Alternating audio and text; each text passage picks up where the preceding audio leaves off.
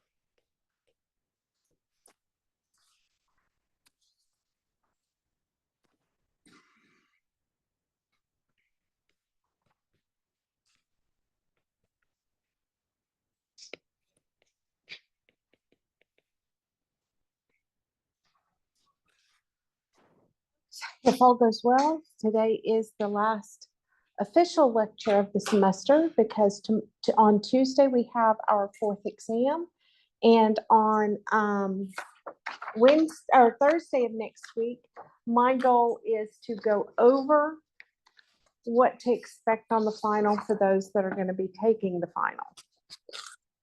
So I'm sincerely hoping we get through all of the new information.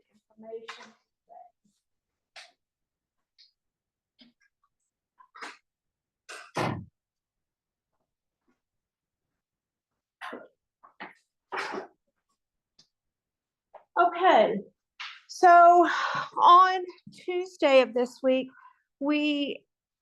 I introduced the concept of a concentration for a solution. A solution contains a solute plus a solvent. There are a variety of units of concentration that can be used, but the one that we come across most often in, and that's supposed to not be a U, most often in chemistry is that of molarity. Molarity has a formula that it is the moles of solute divided by the liters of solution. So if I have something that is 1.25 molar sodium chloride, what I actually have, and you need to be prepared to dissociate this molarity into its units. But what I actually have is 1.25 moles of sodium chloride in 1 liter of solution.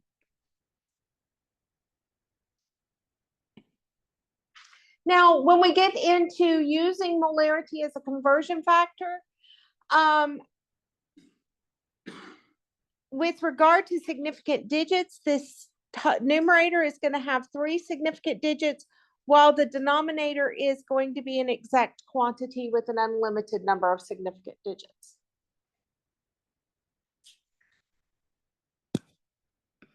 So today what we're going to do is I'm going to do a second problem calculating molarity because that's where I ended on Tuesday.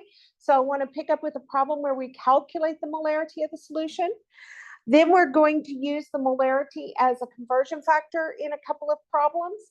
And finally, we're going to talk about dilution. So let's get into calculating the molarity.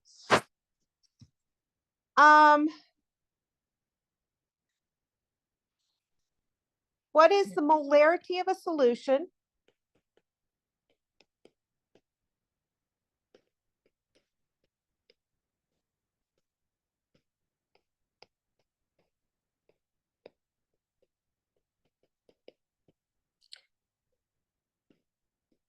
That is generated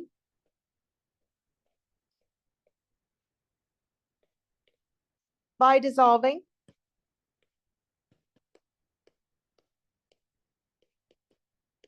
952 grams of ammonium carbonate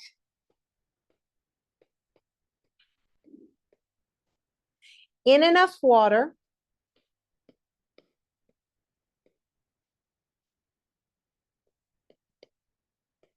to make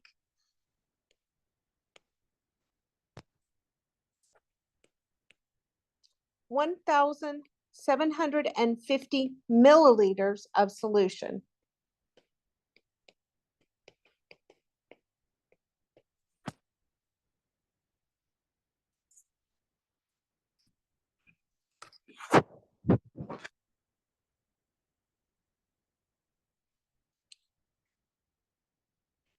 Looking at this, I have asked you for the molarity. That means you've got to know what the formula is. Molarity is going to be moles solute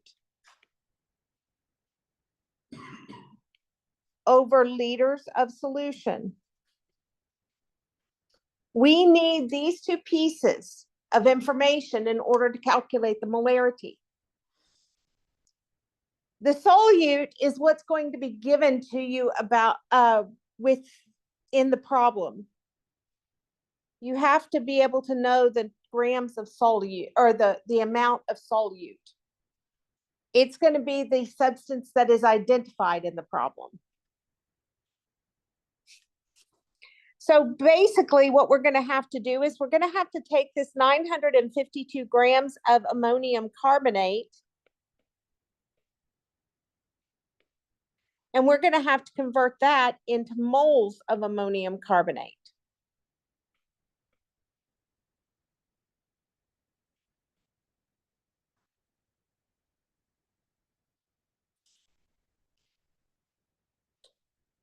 Now,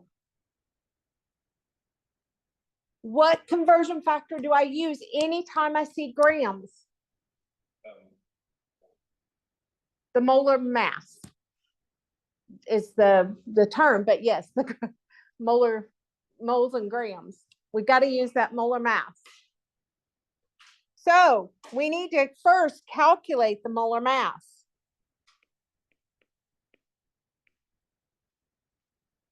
According to this formula, there are 2 nitrogens, there are 8 hydrogens, there is 1 carbon, and there are 3 oxygens.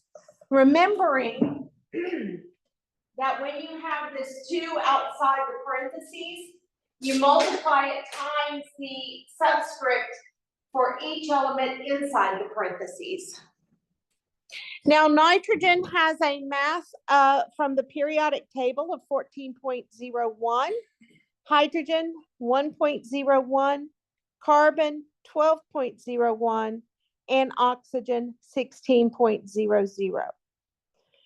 So the nitrogen is going to contribute 28.02. The hydrogens are going to contribute 8.08. The carbon is going to contribute 12.01. And the oxygens are going to contribute 48.00. Totaling that up,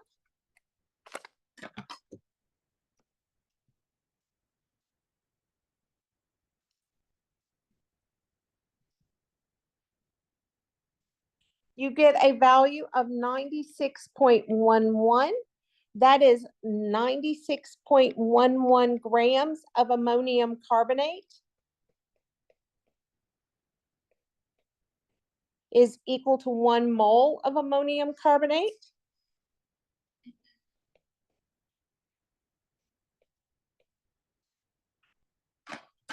Now that we have the molar mass, we can do this conversion that they gave us to get to the moles. So 952 grams of ammonium carbonate.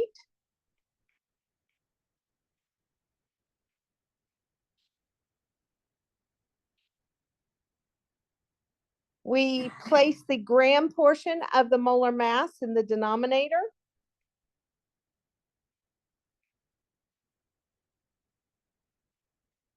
The mole portion in the numerator.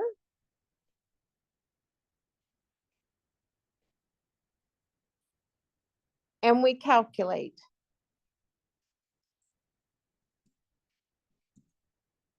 And you get 9.905 moles of ammonium carbonate.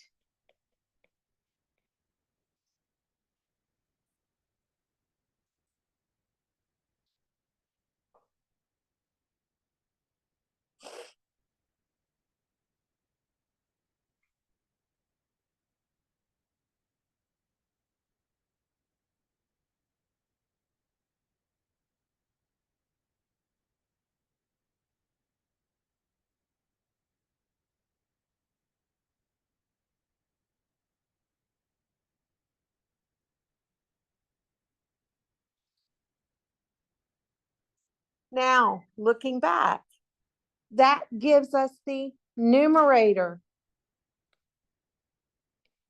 Now we need the denominator. We need the liters of solution. We were given the milliliters of solution. So we need to convert that milliliters into liters.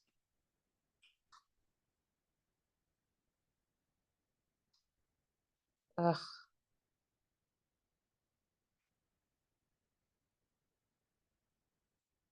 My pencil, there we go. So 1750 milliliters. So next thing we're gonna do is convert the 750 milliliters into liters of solution.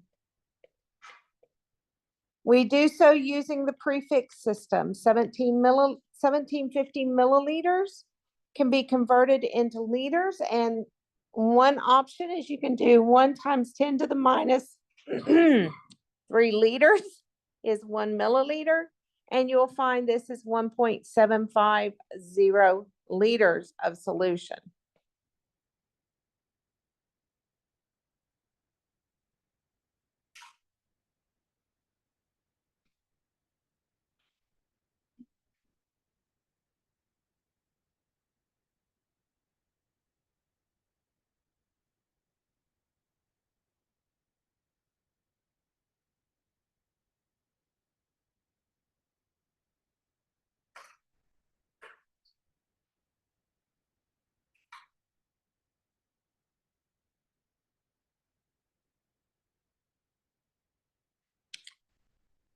This gives us the denominator that we needed.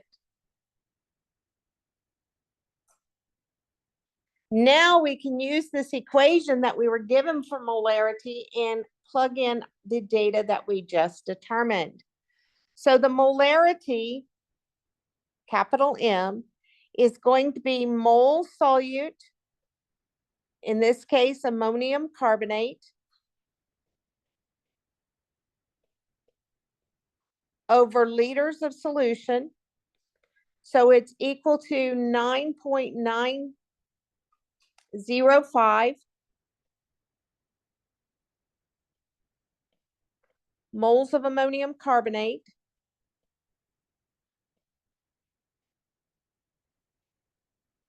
divided by 1.750 liters of solution. And that will give us an answer of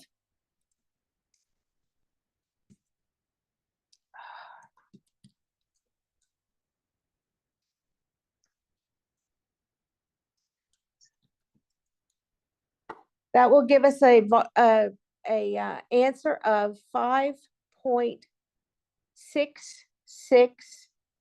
molar ammonium carbonate.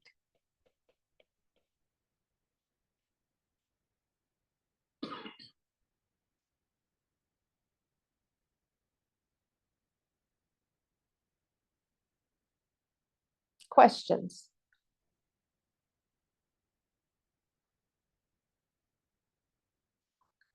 Again, on a test, except for, I would give you the molar mass, except in the specific problem where I'm asking for the molar mass. So on this problem, you would get the molar mass, you wouldn't have to calculate it also. That kind of speeds up the calculation process. Now, I don't give you the metric prefix conversions, just like I haven't all semester. But I would give you the molar mass in this particular one.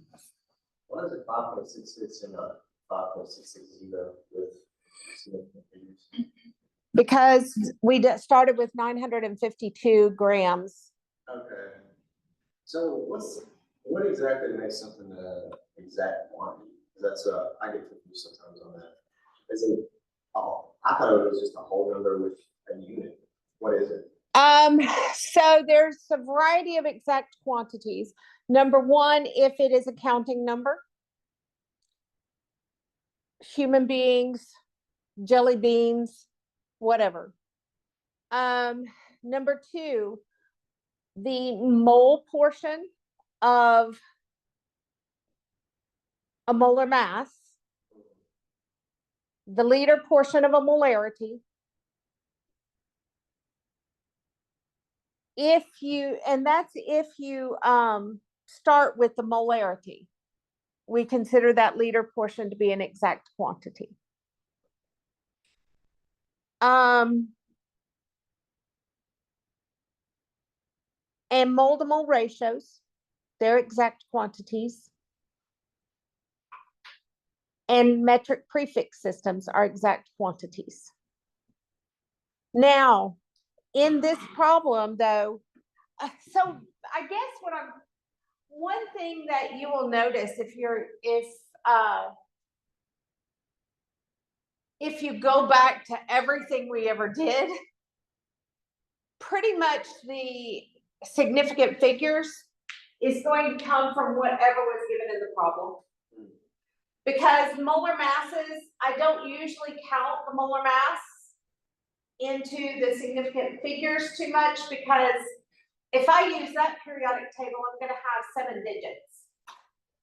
Whereas if I use the one I give you, it's only 4 digits. So there's some flexibility there. So pretty much it always comes from here. So that will help in figuring out the significant digits. In lab, that would be a different story. So in college chemistry 1, and in general chemistry for health sciences, that's going to be a different story in the laboratory, where you're actually making your own measurements. But here, and in the classroom, since we're just doing problems, it usually is going to come from the problem. Does that answer your question? I think so. It's a little gray. I mean, not grams is I guess it's not a counting number. No, it's something we would measure on a balance. Yeah. And milliliters is something we would measure in a graduated cylinder. Right. So a counting number is, I think I see the difference. I mean, you can count 1 gram, but it's not. I don't know if I see the difference. I think for the purpose of this class, what you need to understand is the significant figures are going to come from the problem. Once you move to the next subject, I think you're going to have a better understanding of why certain things are an exact quantity and certain things are not. I mean, like a dozen is a count. Right. Like a dozen grams. That would be it. No, because you still had to measure the grams. Okay.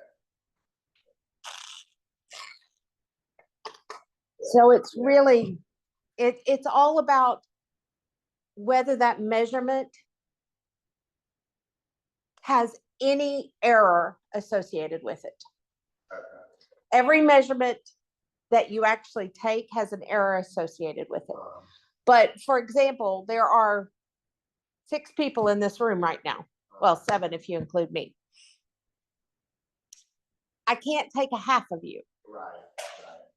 That makes more sense. So, like I said, I think it'll become more clear in the next subject. Unfortunately, because we don't get into the laboratory, it's more gray in this class. Something that can't be divided up. Right. Okay. So the next thing we're going to do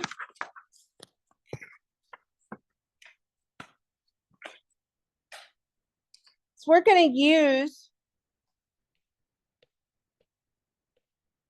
molarity as a conversion factor.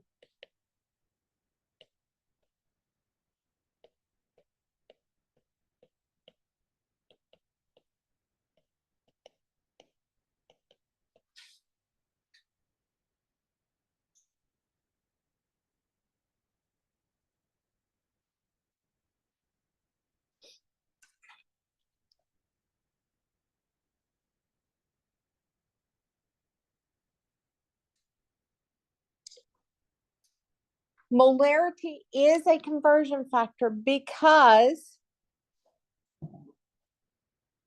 if you break it apart, it has 2 units associated with it. It has moles and it has liters. Now, whether you use the molarity in this format or whether you take the entire thing and flip it upside down is going to depend upon what you need to cancel.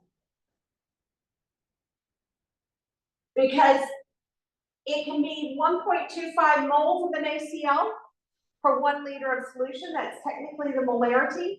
But if we're using a molarity as a conversion factor, we can make it as 1 liter over 1.25 moles.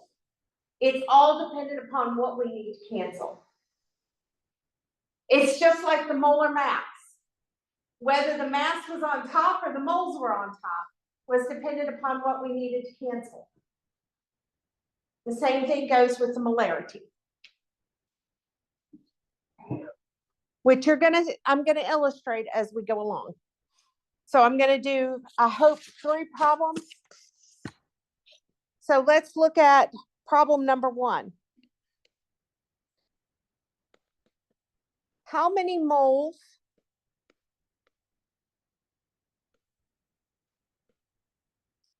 of sucrose are dissolved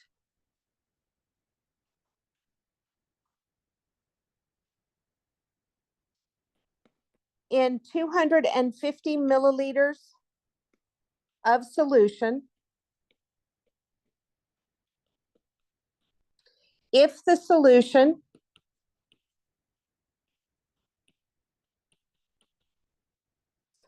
concentration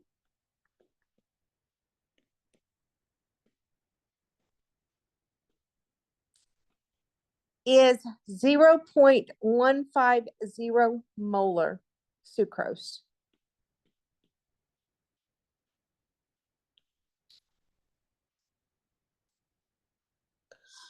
Okay. One thing I find useful, if you haven't figured it out, is I make a list of what I was given. In this case, I have been given 250 milliliters of solution, and I have been given 0.150 molar sucrose. The question is, where do I start my calculation? Do I start it with the volume of solution or do I start it with the molarity? I'm going to start with the volume of solution. The reason is because, again, molarity even though it looks like a single unit there, can be rewritten to be 0.150 moles of sucrose per 1 liter of solution. In other words, molarity really has 2 units associated with it. And when I do, every time I've tried it, or every time we've done a conversion problem, I've always started with the value that had only 1 unit. So yes, I am going to start with the 250 milliliters of solution because it has only 1 unit.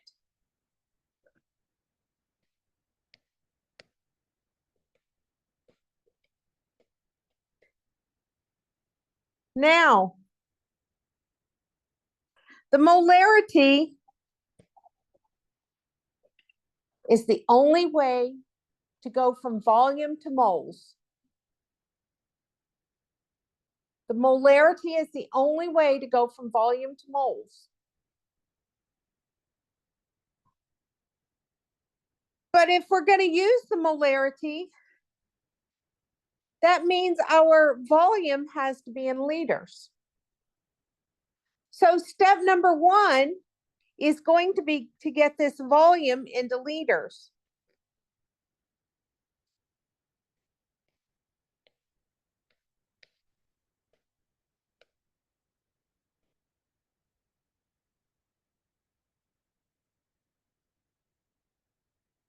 Once you get the volume into liters, then you can use the molarity. In this particular case, I currently have liters in the numerator. So with the molarity, I need liters in the denominator in order for the liters to cancel out. The 0.150 moles of sucrose will go in the numerator.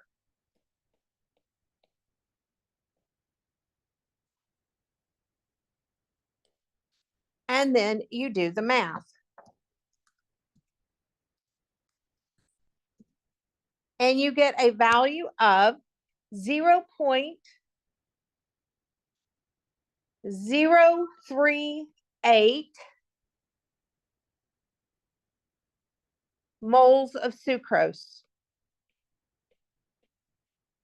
I recorded it as 0.038 because of the starting quantities, my volume had only 2 significant figures. My molarity had 3 significant figures. Metric prefix is an exact number, as is the liter portion of the molarity. So since the one with the fewest had 2 significant figures, that's why my answer only has 2 significant figures.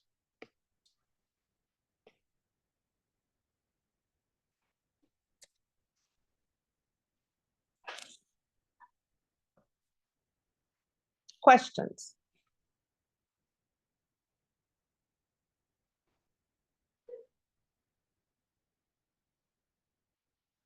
Let's look at a second example.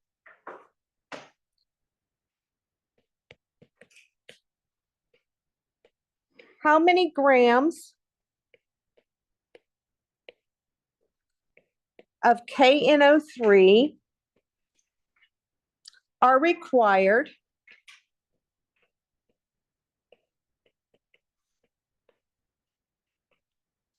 to prepare 0.250 liters of a 0.700 molar KNO3 solution?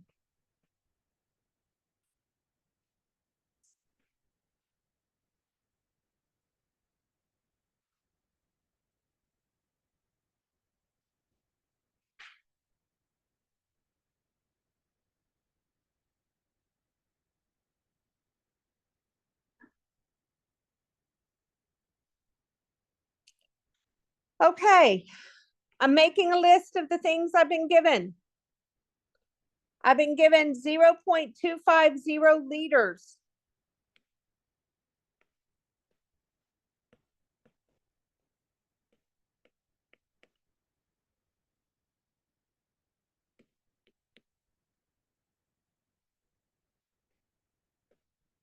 And I have been given 0.700 molar KNO3. To help me figure out which piece of information I'm going to start this calculation with, I am going to take this molarity and I am going to dissociate it into its units, which would be mole KNO3 per 1 liter of solution. By dissociating that molarity into its units, it becomes more obvious to me where I'm going to start my calculation, because I always start it with something that has only 1 unit.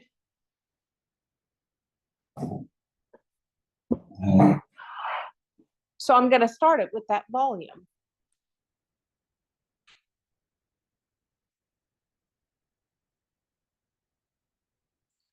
So I need to convert volume into grams of KNO3.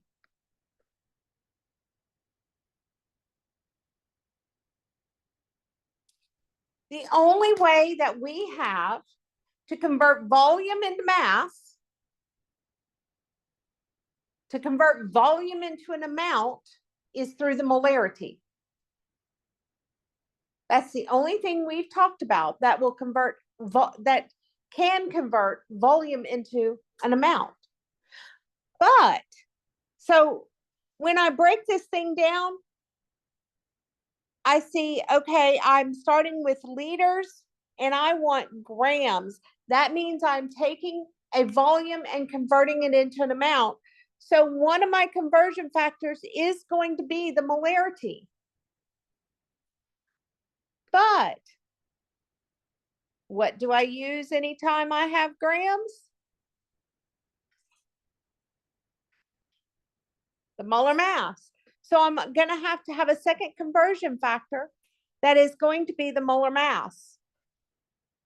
I have 1 potassium, 1 nitrogen, and 3 oxygens. Potassium has a mass of 39.10, nitrogen 14.01, and oxygen 16.00. So the potassium contributes 39.10 to the overall mass.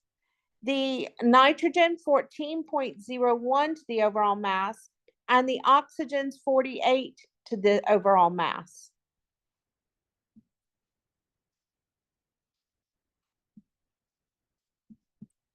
So it has a value of 101.11. That is 101.11 grams of KNO3 equals 1 mole of KNO3.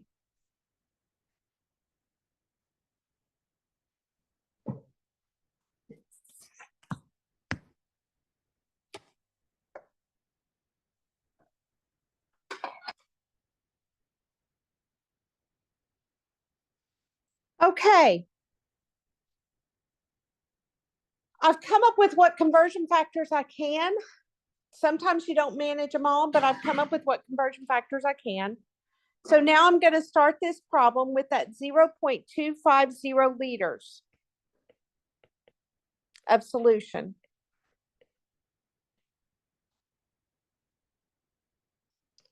My first conversion factor has to have liters of solution. So I look at it and that's the molarity. In this case, the liters of solution are in the numerator. Therefore, the liter of solution in the molarity has to be in the denominator, with the 0.700 moles in the numerator. The liter of solution had to go into the denominator so that it would cancel, leaving me moles of KNO3. But the question asked for grams of KNO3, not moles of KNO3. So my next conversion factor is going to be the molar mass. Of the molar mass, I'm going to put the moles of KNO3 in the denominator with the mass in the numerator. The moles of KNO3 went into the denominator so that the unit and the substance would cancel, and I'm left with the mass of KNO3, which is what I wanted to solve for. So I'm ready to begin this calculation.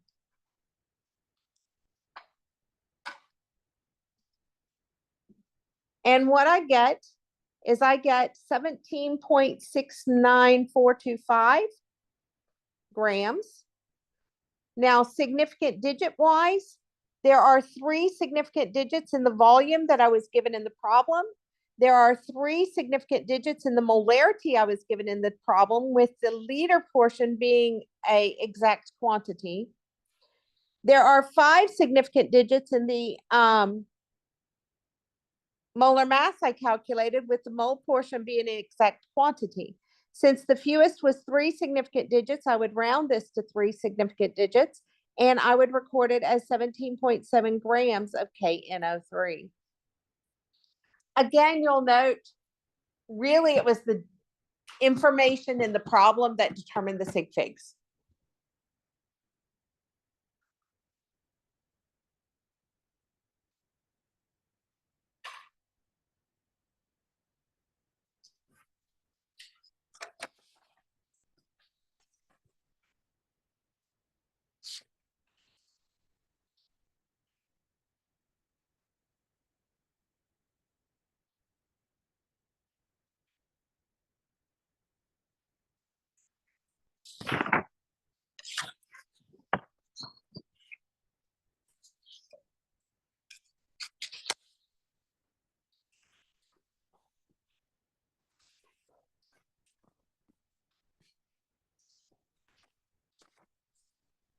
Let's look at another example, example 3.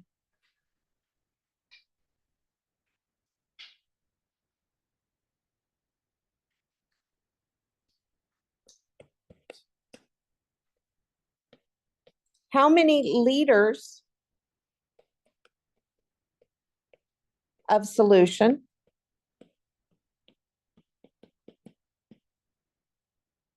can be produced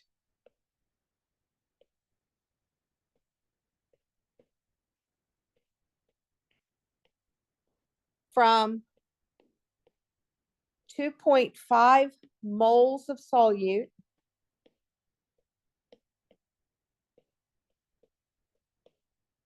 if a 2.0 molar solution is needed?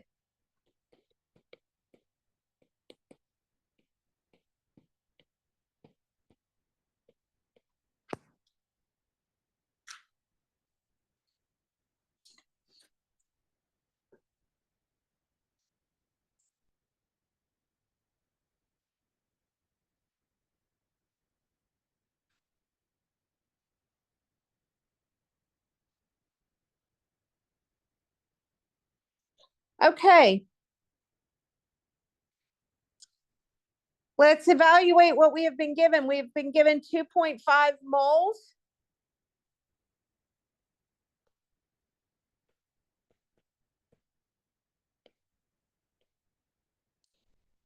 And we have been given 2 molar.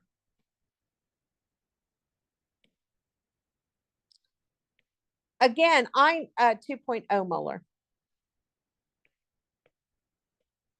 Again, I need to know where to start this problem.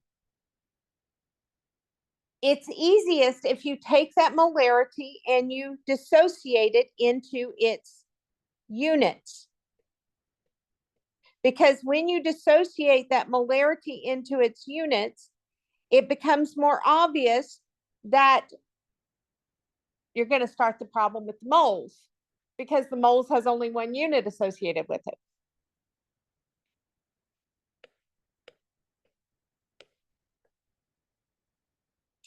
And it is that we're going to do the conversion.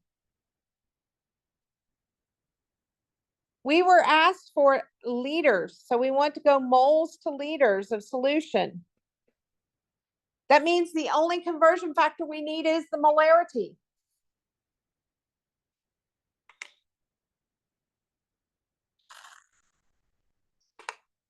Here's why I made the point earlier. Molarity can be used as it is written, or depending upon what you need to get rid of, you can flip the molarity. In this particular case, I need to get rid of moles. So I am going to flip this molarity.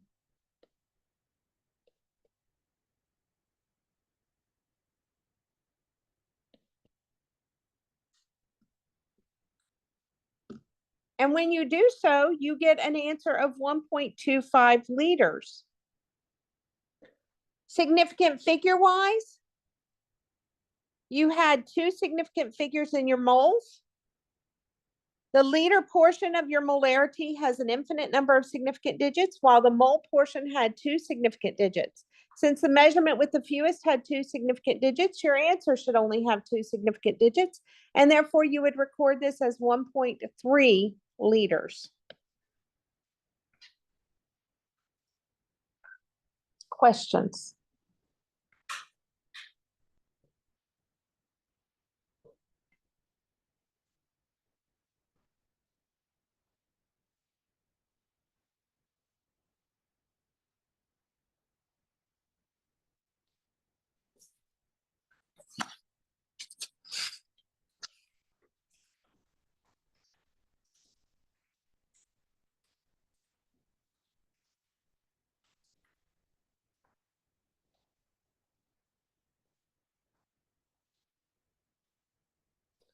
Okay.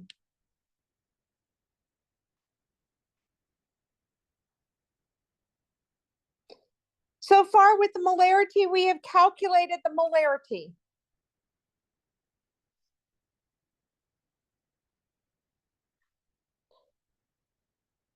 When we calculated this molarity, we did so from a solid.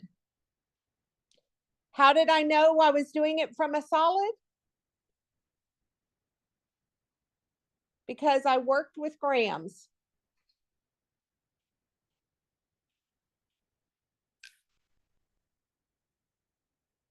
We have also used the molarity as a conversion factor.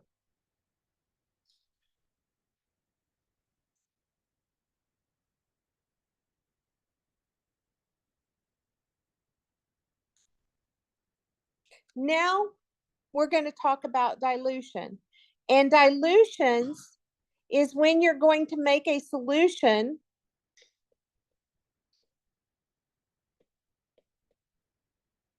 from another solution.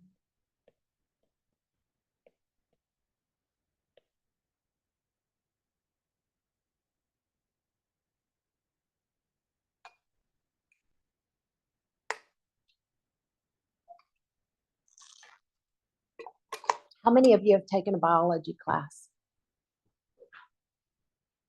Most of you.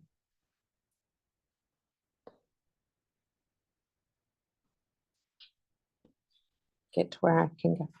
How many of you then recognize the equation C1V1 equals C2V2?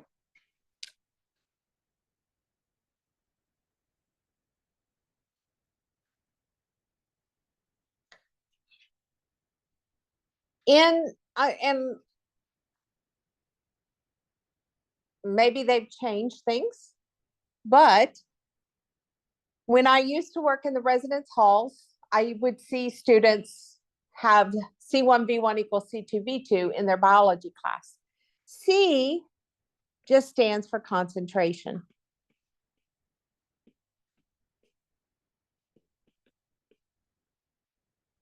That's all it stands for. And V stands for volume.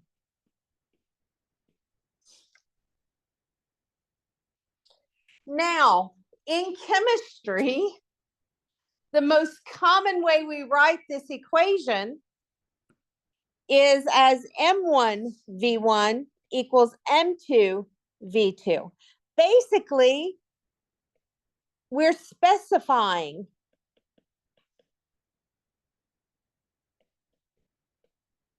that the concentration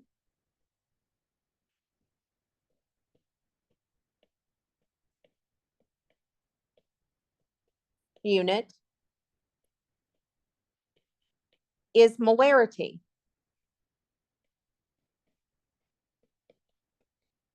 That's all we're doing.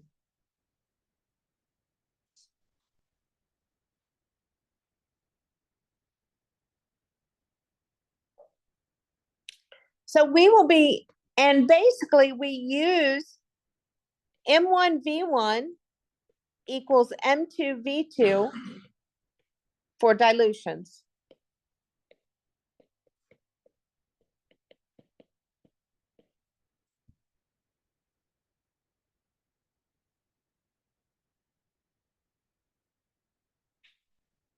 Now, key things about this, folks.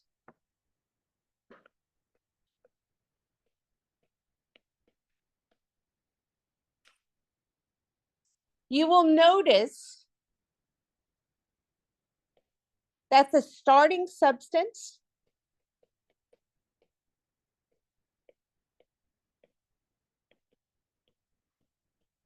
and ending substance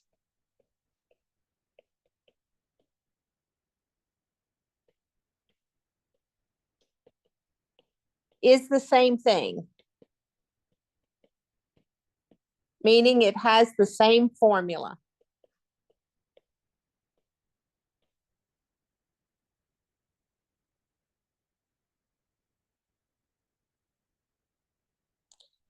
Number two,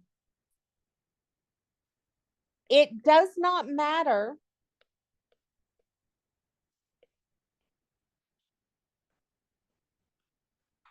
in this equation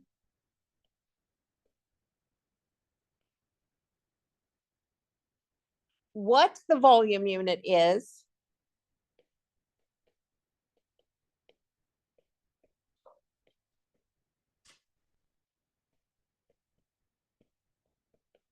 as long as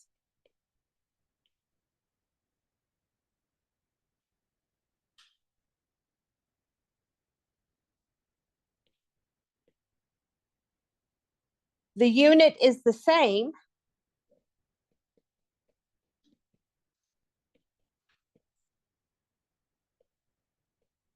for V1 and V2.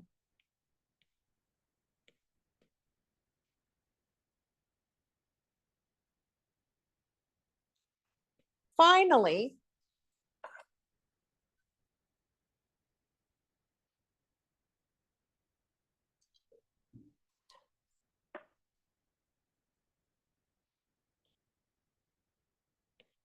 the use of the word of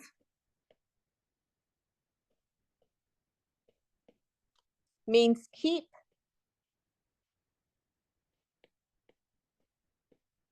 those pieces of information together.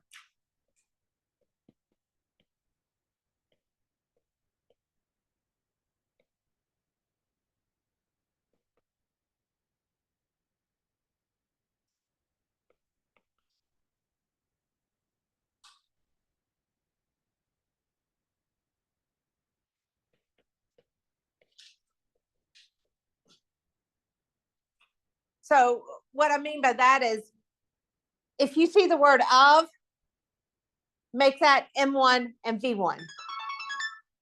Sorry. If you see the word of, make that M2, V2. Make them stay together. That's the key to it.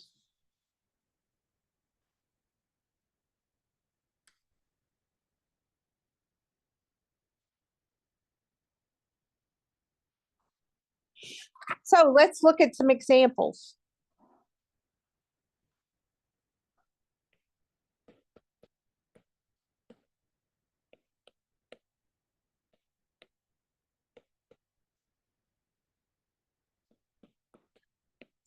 how many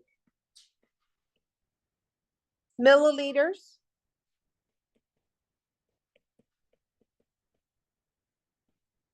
of a stock solution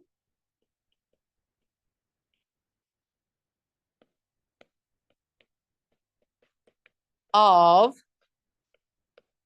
2.00 molar MgSO4 would you need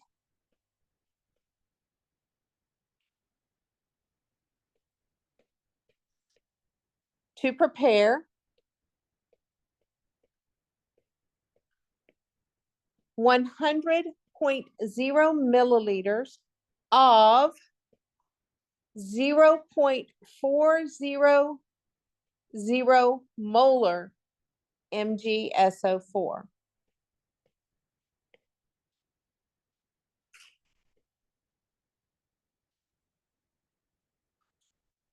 You will notice this entire question talks about one type of substance. It talks about MgSO4.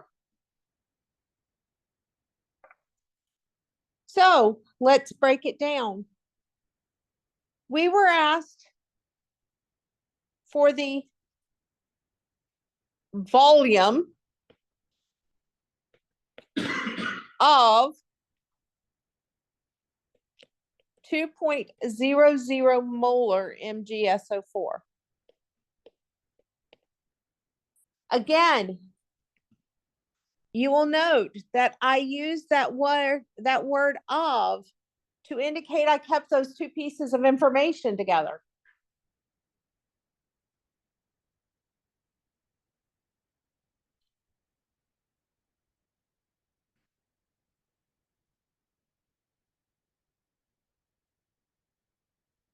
And I want to prepare at 100 milliliters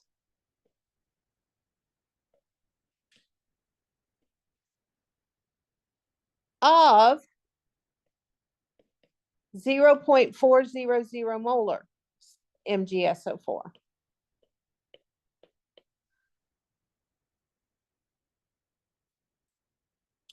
Again, there's that magic word.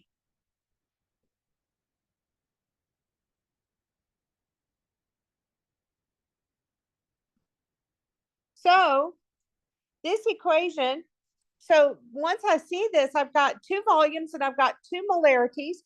So the equation I'm going to use is my dilution equation.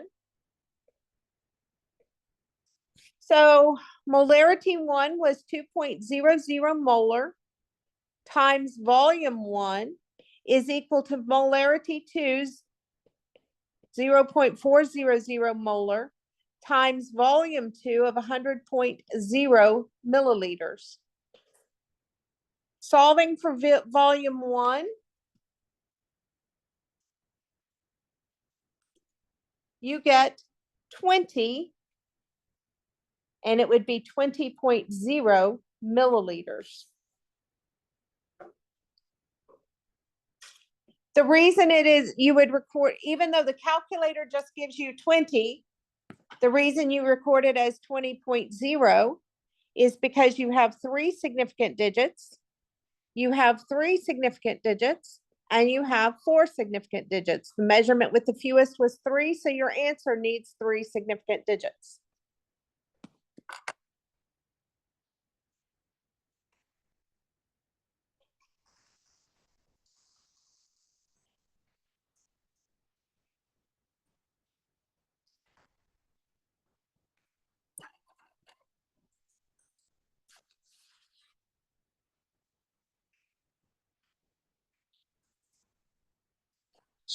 Let's look at a second example.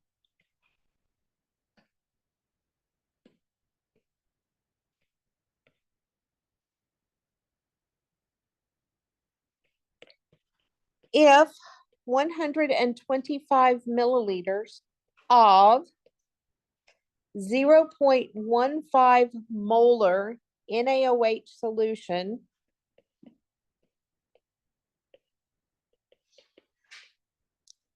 is diluted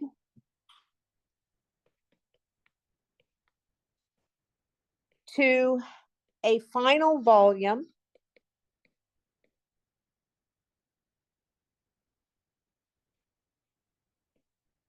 of 150 milliliters.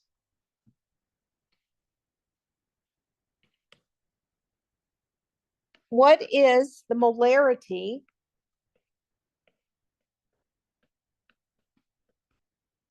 of the diluted solution?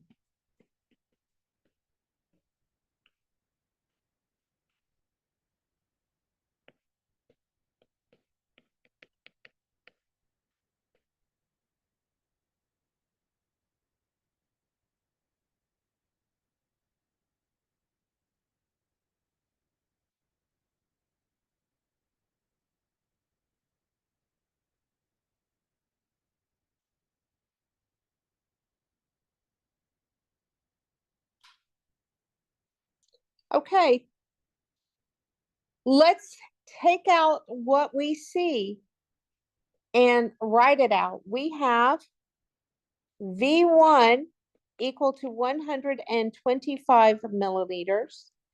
M1 is 0.15 molar in AOH. We know that those two go together because of that word of.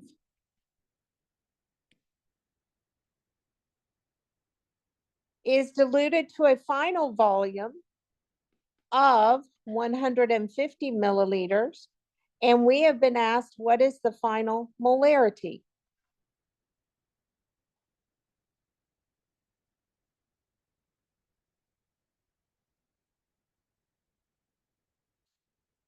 You have two volumes and two concentrations, so that's M1V1 equals M2V2.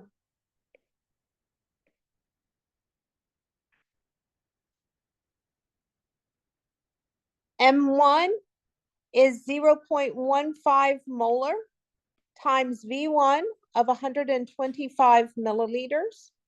That's equal to M2 times 150 milliliters.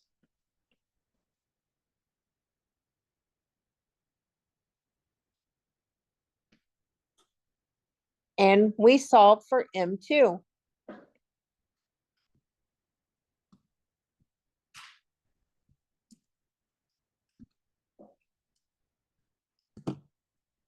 And you get a value of 0.125 molar. Now, looking at our significant digits, our first value had 2 significant digits. Our volume had 3 significant digits.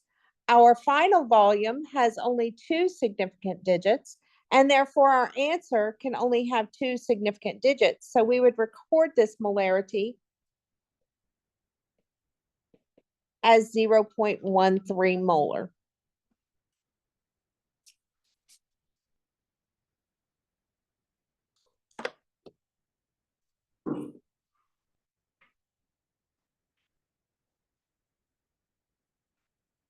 Questions?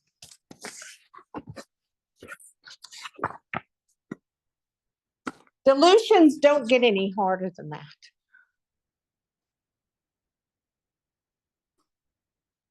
They really don't. The hardest one is going to be those conversions. Yes.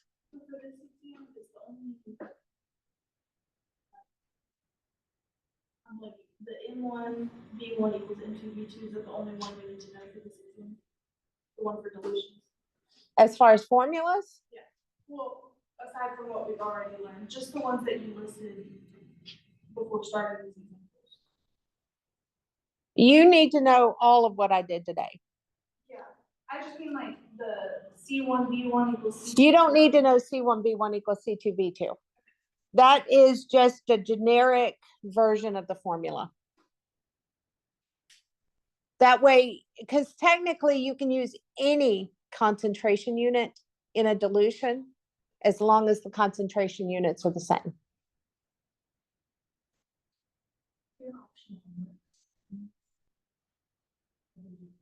Yes, there are. There's at least some. I think there's at least 3 of these on the optional homework. I can't remember.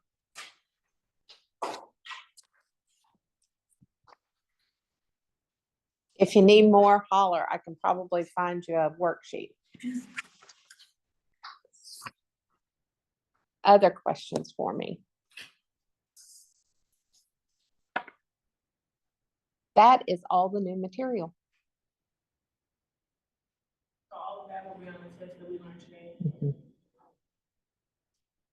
It is because the reason for that, because if you notice, I normally don't have the class right before on a test, but the reason this class is, even though it's right before, going to be on the test is because that way anybody studying for the final also has a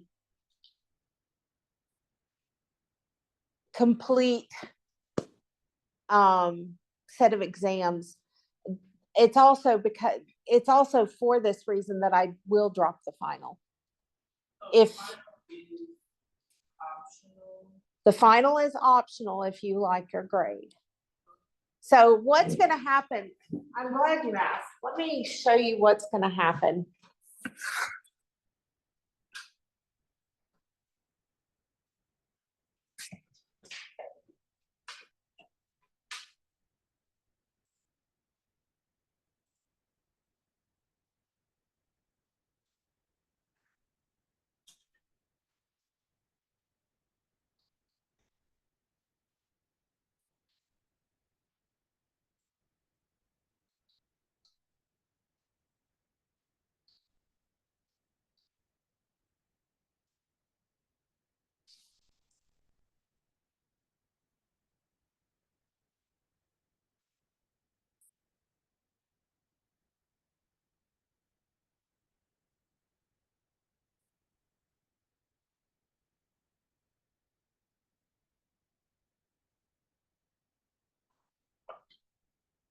Let me stop share momentarily. I'll release this and then I'll share.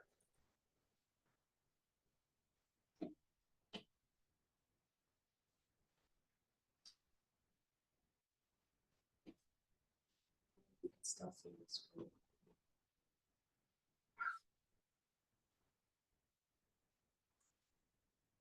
I'm trying to do this.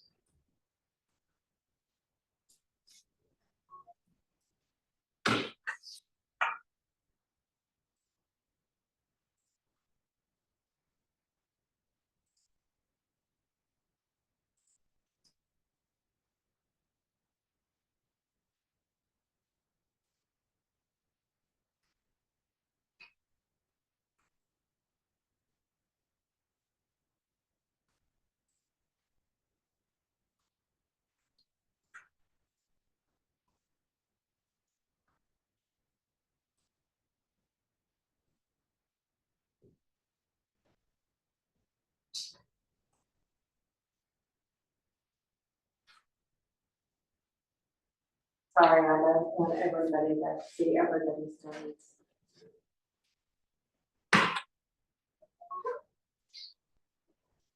And I don't have any grades, but you can see what's going on.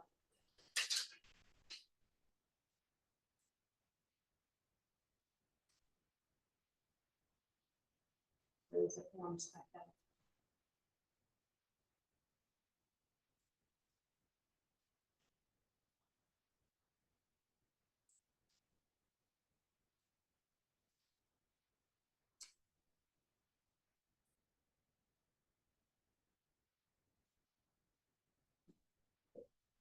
Okay. So when you look at your grades, wakey. I just released 2 columns.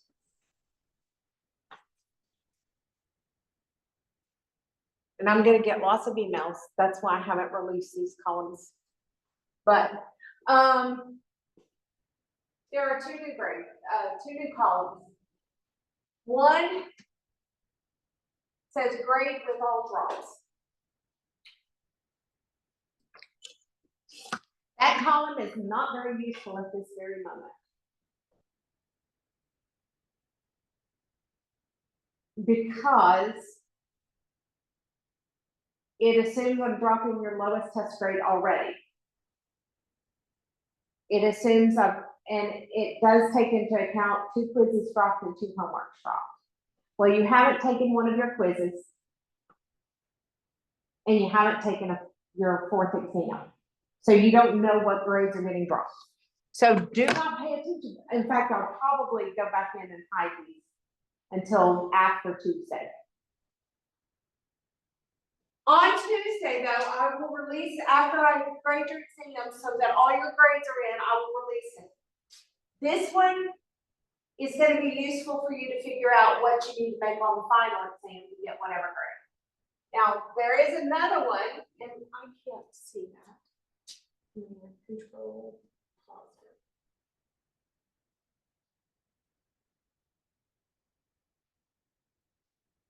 There is another one that says final points with exams 1 through 4. Again, on Tuesday or after Tuesday, and I get your exam 4 in, that one's going to be extremely useful because that will help you determine whether you want to take the final or not. This will be, basically, this would be your grade if you don't take the final. This column would help you to figure out what you need to make on the final. So that's why I haven't released these columns. I only did it so that I didn't show everybody's grades right now. So again, this one will show you after I grade your exam that you take on Tuesday. It's going to show you what your grade would be if you do not take the final. This one, grades with all drops, means that this would show you how many points you have and would help you to calculate what you need to make on the final.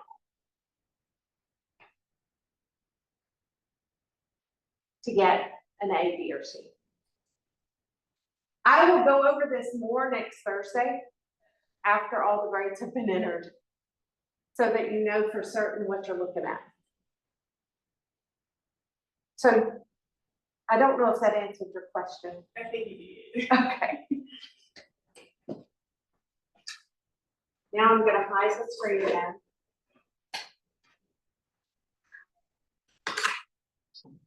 So that I can go in and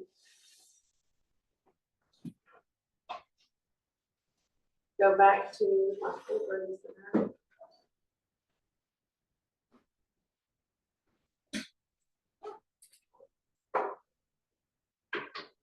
In other words, I have everything calculated. I just haven't released the column because I didn't want to confuse people, which may have confused you more, but okay, that's all better. So yes, I will have it all for you on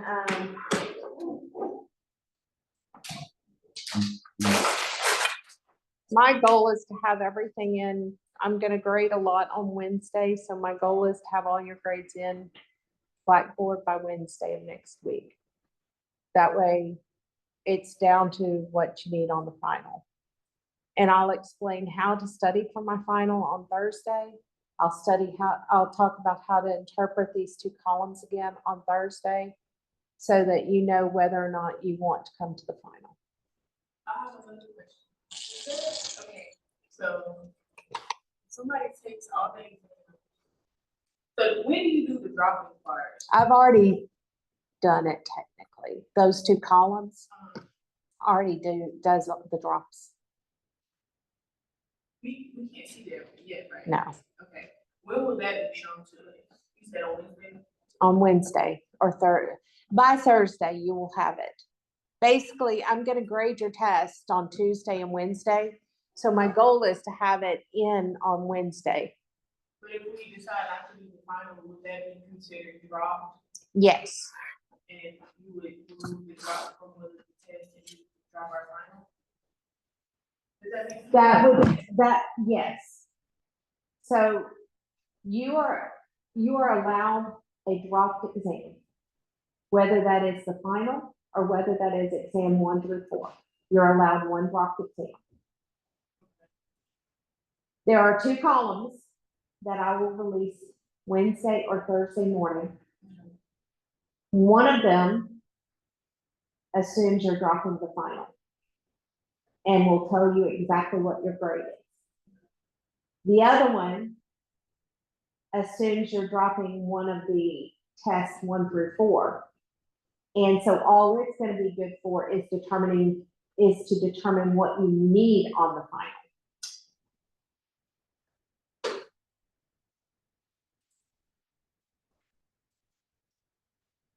It's very confusing until we get all the points in. That's why I don't show it to you until all the points are in, because it's very confusing, because it depends upon what it's like right now, you have 160 points out, one way or another. Whether you use exam 4 or take the final, that's 150. And you still have quiz 8, which is due tonight. That's 160 points. So you have 160 points still out, one way or another. And the total number of points is 775. Did that answer? Okay. I will see you on Tuesday. Good luck on exam 4. And we'll go from there.